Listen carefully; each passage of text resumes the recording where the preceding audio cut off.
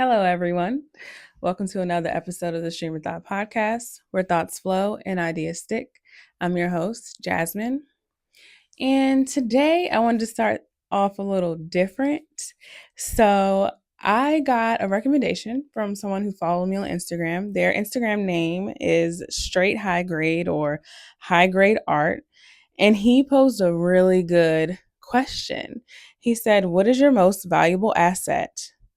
And for him, he said it was time. And he also thinks that everyone's most valuable asset should be time. And I was like, wow, first of all, I thanked him because I really appreciate that people listen, even to just the reels that I post on Instagram, or the full episodes on YouTube or Spotify or wherever you get your podcast. I really appreciate that, and I appreciate the feedback and the suggestions. So shout out to him. I love that he did that, and I loved his thought process on it and how he felt about it. And it just made me think even more, and I love topics that will stimulate my mind. And this is one of them. So I do agree with him. Oh, side note, I have flashcards now because I was like, oh, I'm not going to forget the things that I was going to talk about in these episodes. Now they're literally just like flashcards, like cheap flashcards. And I know that like official podcasts, like they have like the big cards and eventually, I'll get those. But for now, these little white cards are just fine. So basically him saying that his most valuable asset is time, it just made me wonder, like, are we investing in the things that truly matter, or are we simply just letting time slip away without intention?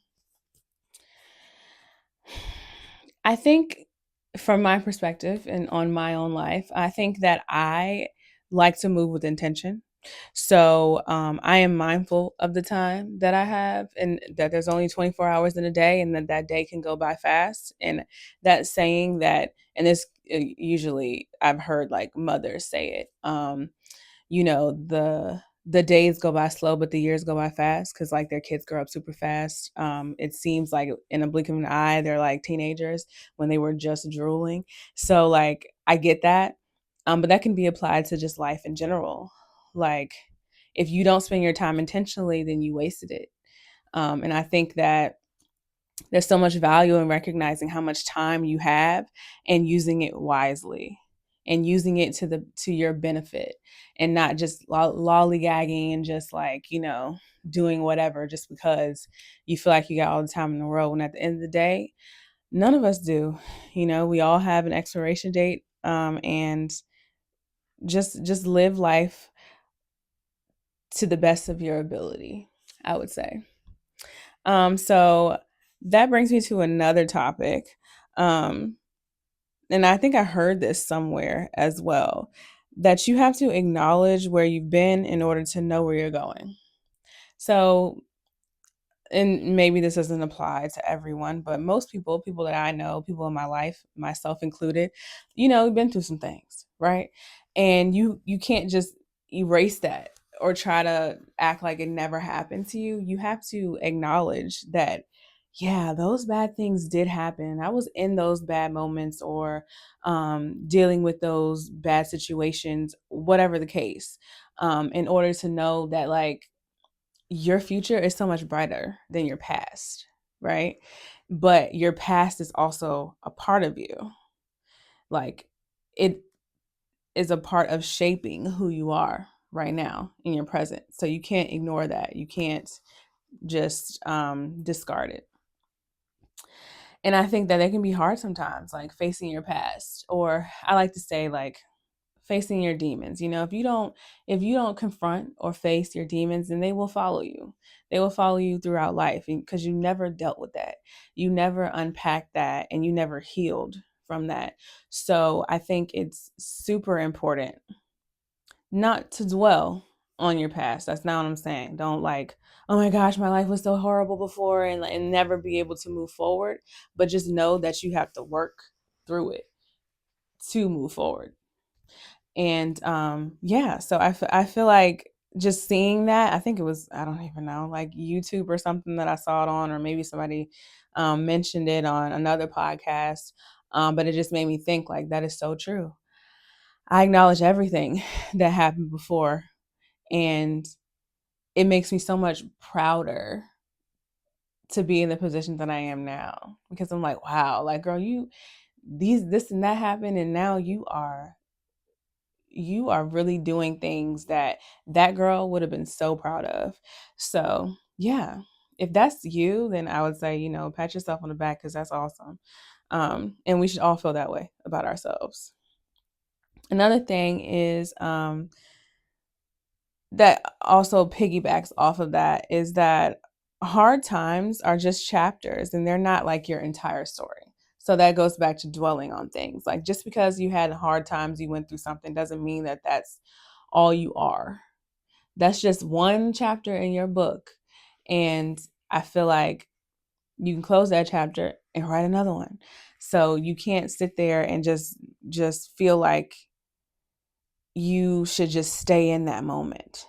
Because in that moment, it can feel like it's too much. It can feel overwhelming. It can make you angry. It can make you sad, whatever the case, right?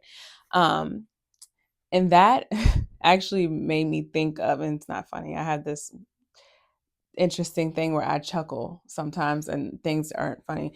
But anyways, um I was watching this documentary about these teenagers. It was three girls, and if you're listening, you might have already watched this or heard the story. But there was, I don't remember their names exactly. It was three girls, and it was like 2012, I think. And they were in like high school, and they were three best friends, and they did everything together. And two of them were best friends first, like since they were like little kids. And then there was a third girl that came in, and she kind of like, she was best friends with both of them, but she ended up being closer to one of them, which can happen in a lot of friendships. Because honestly, like how many best friends can you have? I truly don't. I don't, and this is just my personal opinion. Now, different people have different opinions, and if you're like an extroverted person who thinks that you can have 10 best friends and you can split your time evenly amongst these 10 best friends, then that's great. But me, I've never had that experience to where I could say these 10 people are my best friends, because somebody getting the short end of the stick possibly, because I can't spread myself that thin, and neither can they. So I can have one best friend and I can have associates. I can be friendly with people and I can call you my friend if we like that, but best friend I feel like is a different level. But anyway, these girls were three best friends, and uh the one girl ended up killing the one girl that neither one of them were as close to. And the reason that they say, and this could be true or not, but this is what one of the girls said, that they killed her was because they didn't want to be her friend anymore. And then it like came out that like her and the other girl were in a lesbian relationship or whatever, and the girl that was killed knew about it, and they didn't want her to tell everybody, and they didn't want it to get out because the girl was like her parents are really strict and really like Catholic, and they had really strict rules, and she didn't want them to know that she was a lesbian. So it's a bunch of different ideas of why they did it, but I think that just goes back to how, well, one thing, being a teenager, oh my God, so annoying. Especially like me, like I was, as a girl, like I was obviously a teenage girl at one point, and how dramatic I was. It's crazy. Like literally every little thing when you're a teenager is the end of the world. When it's not though. It's not though. And high school is not the end for you. Like you're gonna go to college, you're gonna get older, you probably gonna get married, have kids, all that stuff, and you're not gonna remember half the stuff that happened in high school or half the people unless you keep those people in your life. Um, and it made me think like, okay, so they made this dramatic decision. If the reason really was that they didn't want to be this girl's friend anymore, they made this dramatic decision to kill her because they couldn't think that, oh, well, maybe we just say we don't want to talk to you anymore. We don't want to hang out with you, be your friend, and block you or whatever. Nobody thought to do that. You just thought, oh, we got to kill her. Oh, she has to die.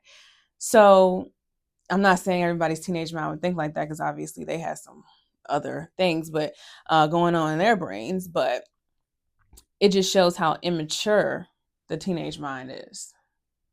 It shows that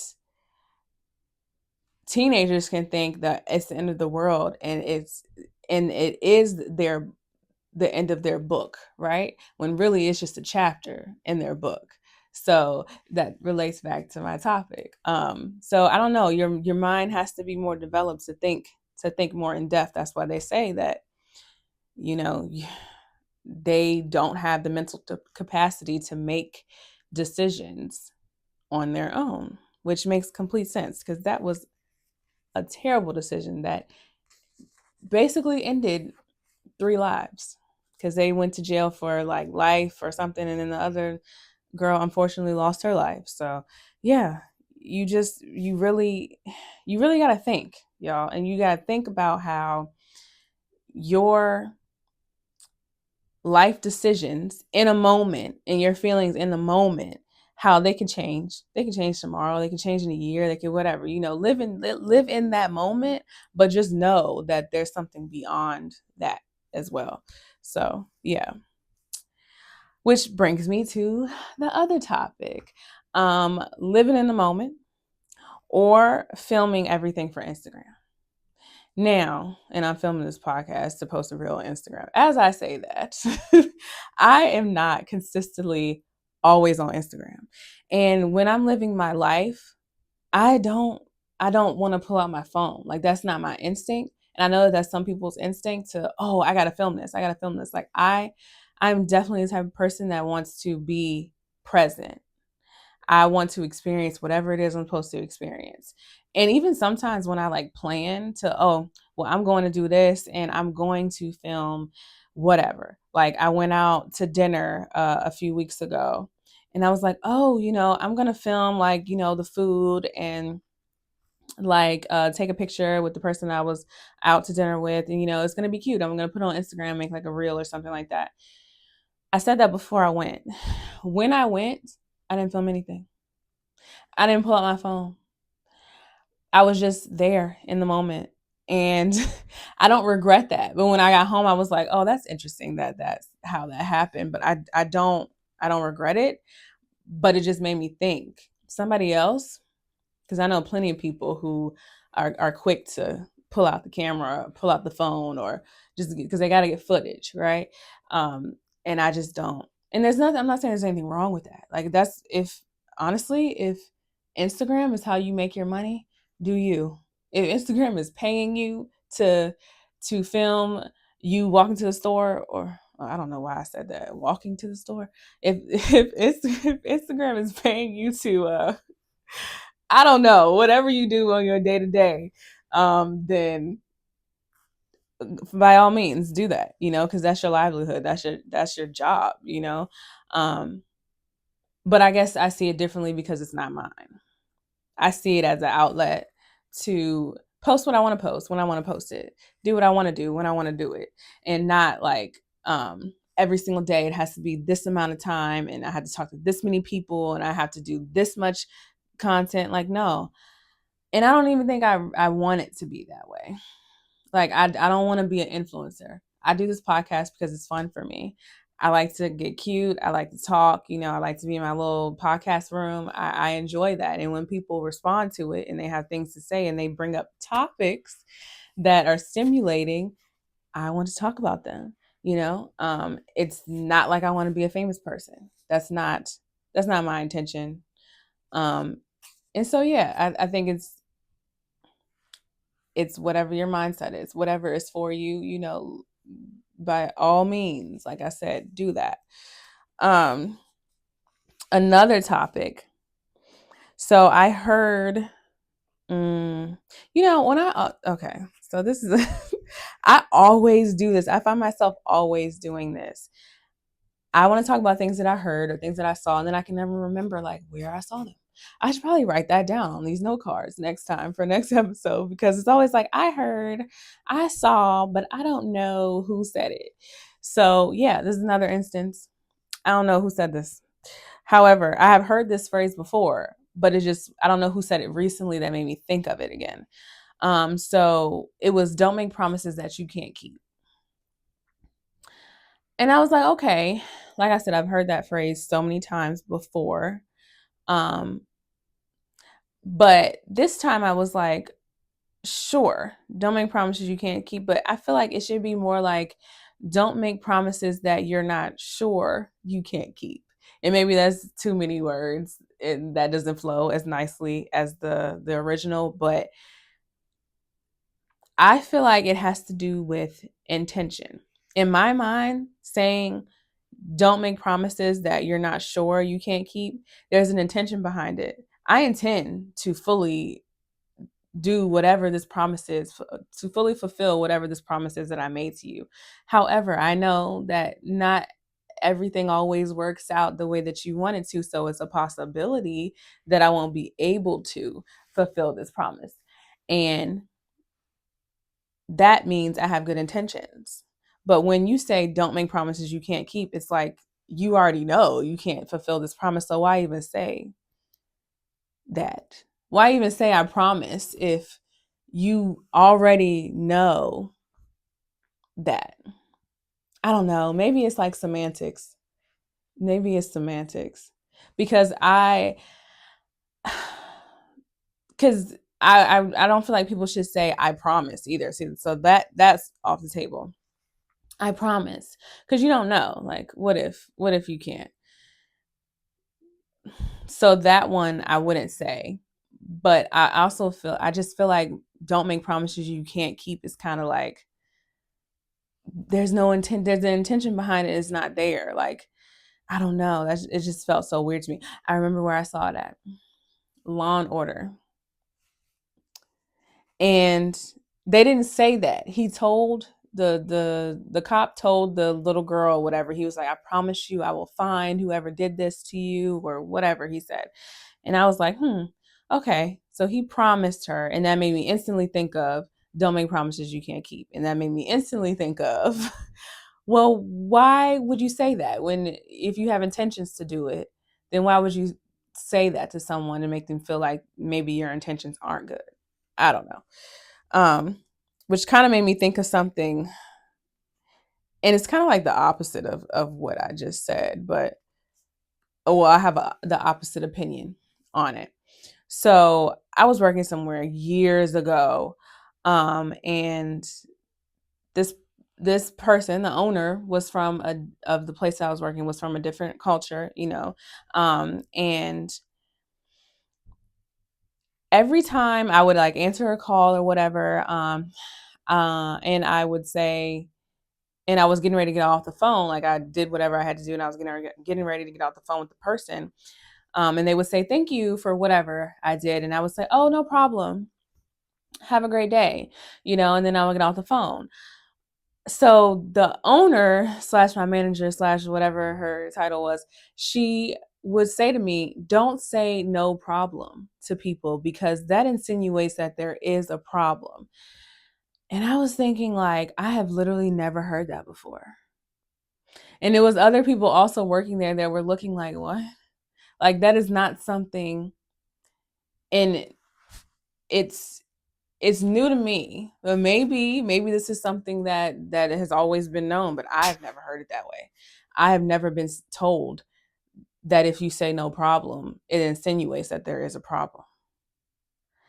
I would think that it insinuates that there isn't a problem. But yeah, so it's just all in how you think, and what your intention is behind it. My intention on saying no problem was not to insinuate that there was a problem. It was just to let you know everything's fine. Have a great day. It's not an issue. Whatever I helped you with is not an issue. And you're welcome. Which, I mean, maybe simply just saying you're welcome could just whew, which I feel like is a lesson I learned. I don't say no problem as much anymore because I'm like, I don't know how people are going to take that, because that is really interesting that someone would take that way when that's not what I intend. So, yeah, that's just a funny thing. One thing that I thought about recently as well,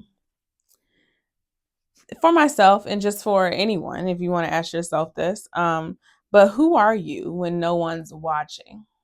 And God is always watching, always. But just people, like if you're alone at home, like who are you? How do you act? You know, how do you present yourself to the world? Is that the same as how you present yourself at home? Or are you a totally different person? Or do you do things because you know people are looking? And then when you feel like no one is looking, you do the opposite? Are you a good person? Are you consistently good, or do you turn bad when you think no one is around? So that made me think, I which also goes to intentions as well. Like, do you have good intentions or do you have bad intentions all the time or not all the time? And none of us are perfect, but that made me think of how I am when I feel like nobody is watching. Like, for example, if I'm at home alone, like it can get a little weird, you know. I might start singing, you know, and even though in my mind, I can sing. And sometimes I can hit a note, and sometimes I surprise myself, like, "Ooh, okay, Mariah." Like it's literally me, and then it's like Mariah, like we are the same, and so it's a delusion.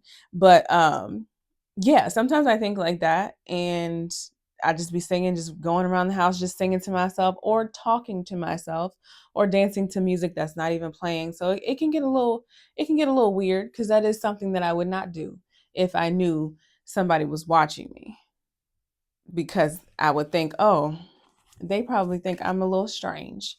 But overall, I think that I'm consistent. Like, I like to laugh, you know, I like to goof around, but I'm also serious. I like to have my mind stimulated. I like to talk intellectually, you know, to have deep thoughts and deep conversations and all that. Um, to know me is to love me, honestly. And and so, yeah, those were the topics for this week's episode. And once again, I really wanted to thank Straight High Grade or High Grade Art on Instagram for recommending that question. It was super thoughtful and it really made me think. Yeah, so, and I'm open to hearing anybody else's questions or thoughts that they want to express, they want me to bring up in an episode. So, yeah, thank you guys for tuning in, and I will see you next time. Bye.